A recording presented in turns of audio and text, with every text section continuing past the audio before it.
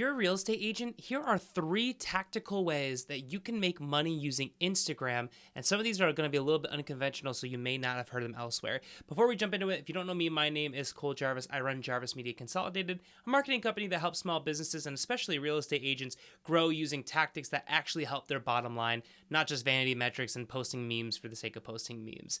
And just as a little bit of a track record here are some results that we had last year. In 2023, we acquired over 298,000 followers for real estate clients, reached over 5.58 million potential customers on behalf of our clients for them, and then also saved them over $275,000 over by working with us over working with an inside hiring their own social media person. Those are some of my stats and reasons why I might have something of value to say. So let's jump into how you can make some money with Instagram. So, okay, if you're a real estate agent, it's obviously a very specific industry, and there are a couple of different ways that we can use Instagram specifically to make money that may be conventional and maybe a little unconventional, depending on your familiarity with the platform and ways that you want to maybe make money as a real estate agent. So number one is super conventional. This is cold messaging, guys.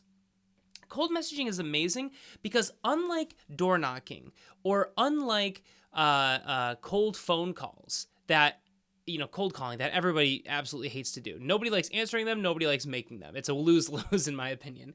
The cool thing about reaching out on Instagram is that you can show somewhat of a track record built into the brand that you reach out to. If you go up and cold call some random person, they may be looking to buy or sell their house. But how often does this happen? Ring, ring, ring, ring. They pick up. Hello. Hi, is this John? Yes, it's John. Hi, John. I am a real estate agent. Hang up. Right? They might actually be looking for a real estate agent, but because the delivery is so bad and it's so unwarranted that they're going to hang up. They don't want to work with you either way. So, cold calling can work with massive volume, but I would argue at that point, almost anything can work. And door knocking, of course, nobody wants to answer their doors anymore. I mean, I know I don't. So I think it's a very bad use of your time compared to some other strategies. It can work. Don't get me wrong. It's just I don't think as valuable as some options that digital marketing presents. But of course, I am biased. So cold messaging is amazing because you can show your track record with you. If you post a bunch on social media, let's say you just even post when you've helped people in the past, or you just posted, just sold signs or just listed signs, or just, some basic track record that I know a lot of agents do, just showing like when, people have either put in a testimonial or a review, or, you're just posting whenever you sold a house or listed a house or whatever. That at least shows legitimacy. It shows that you know what you're talking about. It portrays you in a very good light. It's like a built-in resume. So when you reach out to somebody, they're going to see your message and they'll say, oh, interesting. Okay, this person reached out to me, John at johnrealty.com. Let me go look at his stuff. Oh, well, he's actually sold a lot of houses in my neighborhood. Like that's pretty interesting. Okay, well, maybe I'll listen to him. You have a track record that you don't have through other cold messaging platforms because your handle is built in there. Another cool thing, obviously you have your built-in resume with you. But another cool thing, if you have a non-business account, which a lot of real estate agents use their personal accounts. If you have a personal account, and you are using that for your real estate stuff, a lot of people do that. There are advantages and disadvantages. One of the big advantages is that you can buy your verification on Instagram. And I've done this myself. I've bought verification on Instagram, $15-ish a month.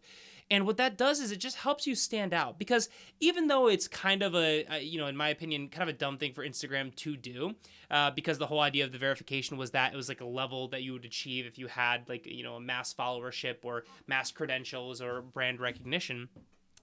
By making it something that you can just purchase, you still do have to verify yourself. You still do have to put in your information, say who you are, put in your ID, do some stuff that does make you more of a trusted source than just some random person. So even though, the bar for being verified has lowered dramatically on Instagram, it is still a bar that is above not being verified. And if you're reaching out to a lot of people, $15 a month, what's that, like 2 Starbucks coffees, depending on what you're getting, like a month? That's pretty worth it to get a little bit of a leg up and stand out, especially if you reach out to somebody in their DMs and then you also like some of their posts or maybe comment on some of their stuff, that way you're going to show up multiple times in their notifications. It's a nice way to help stand out and just kind of break the tension a little bit and make sure that they, A, know that you did comment, and B, familiarize themselves a little bit with your brand, because they're going to see you're verified. They're going to go check you out and then understand, oh, they're a real estate agent. Oh, they work in my area. I understand a little bit more about them and they're a little bit more credentialed. So verification is a huge thing that not every platform allows, that you can do paid. So anybody can do this. It's not available on business accounts yet, but it will be eventually soon. So there's something to keep in mind there. Sponsorships and affiliates. So we talk all the time about making a lot of money by being an influencer, but what a lot of people refer to when they're talking about this is, let's say, having a YouTube account and then getting a lot of subscribers and then getting a lot of views and getting AdSense, right? And that's just a very, very small little bit of money that you get for people who watch your commercial or watch your ads that play on your videos. It can make you a lot of money, but you have to have a massive following to do that. That's fine. It's just not what most realtors are going to have. But what you can do is you can have affiliates and you can have sponsors. Now, I would highly recommend that if you're going to affiliate with a brand, I highly recommend that they're verified. If I could spell, or erase for that matter. But you want them to be verified, because every single time that you reference a brand or that you endorse a brand, you're putting your own name on the line. So, it's really important that, you don't ruin your brand trying to just make a quick buck. I think that's a really bad idea. For most people, you should definitely vet a brand. You should understand what they are. And I highly recommend local brands. Local brands are great because guess what? As a real estate agent, you should be an expert of your market, right? People from inside your market and from outside are trusting you about areas, about things that they should know, about safety, about what lifestyle benefits are in a certain location versus another's. That's part of your should be part of your skill set, but definitely part of your job description to help give your clients the best experience and make sure you find them the house that's going to be best for their plans, for whatever they want to accomplish or whatever lifestyle they want. So if you have some local brands, you can amass a following and say like, hey, I'm always doing updates. I'm basically a local news article, and a lot of real estate agents are a local news source for their community. They talk about new things opening up. They talk about new shops. They talk about changes in interest rates for homes. They talk about how markets have changed, and they're involved in the community, and hopefully you are as well as a real estate agent. And so if you ingrain yourself and reach out to small businesses who may benefit from a little bit of a boost, if you're staying on top of your content, this does require you to have somewhat of a functioning and reputable brand. You don't have to have insane numbers, but I would say you'd probably want to have like a couple thousand followers, and you want to have some decent engagement on your posts. But the cool thing about it is you can do anything. Like you can give a shout out for like $50. Do a couple of those a week, and then that's like $100 a week. Let's say you do 2 of them a week. That'd be $100 a week at $50, and then so it's $400 a month.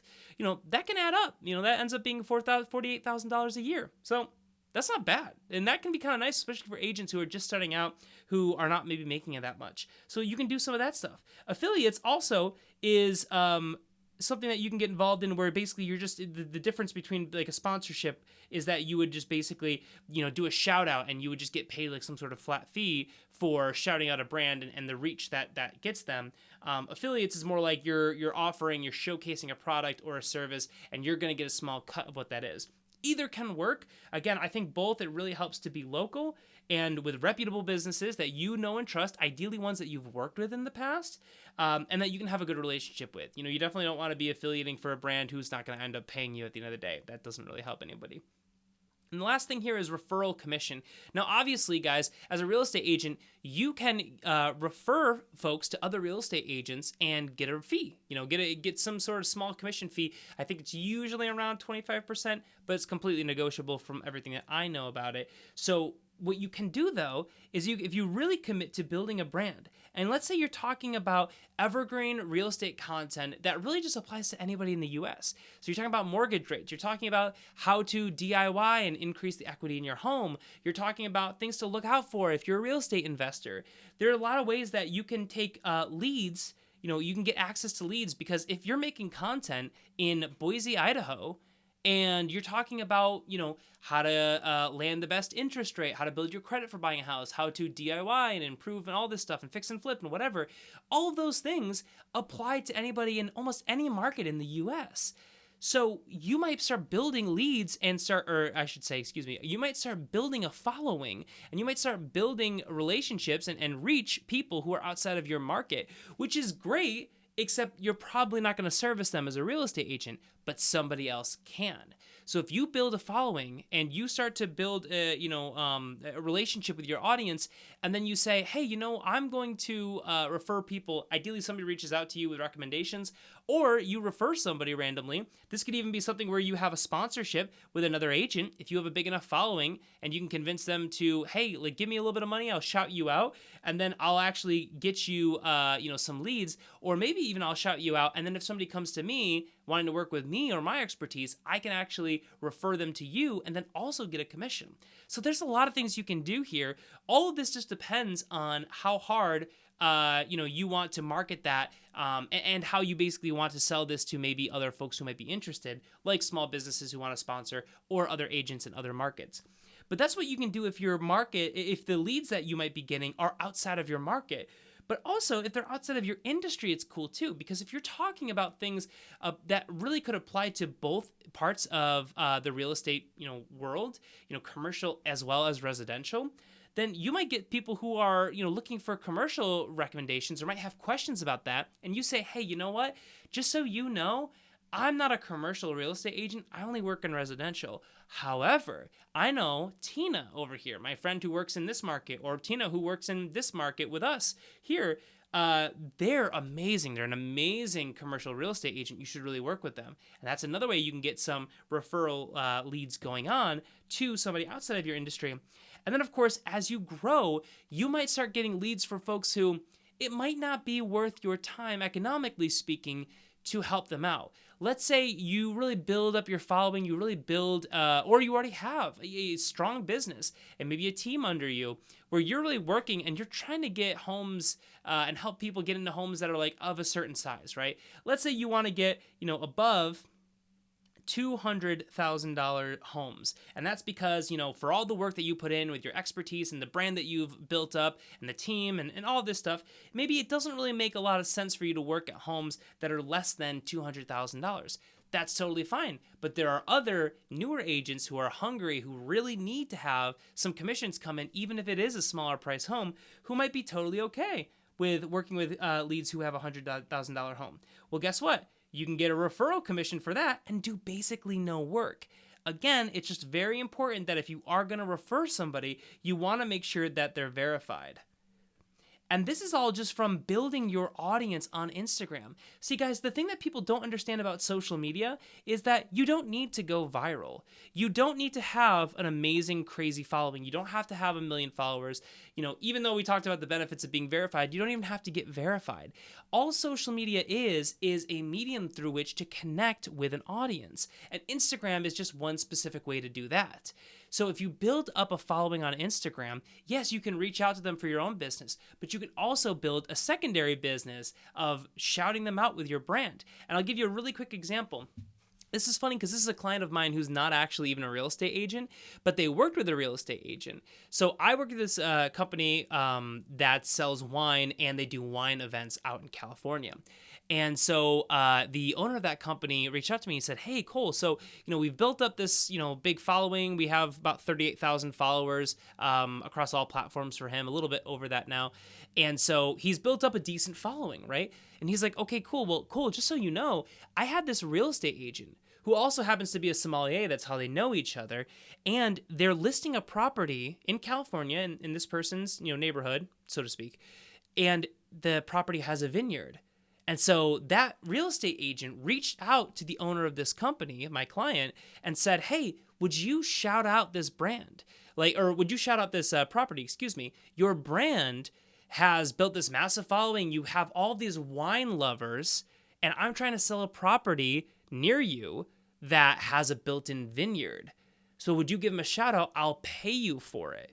And he's like, yeah, totally. That sounds awesome. And he ended up selling one shout out on multiple platforms. So it was one post on Facebook, I think Instagram, and LinkedIn. for $1,000.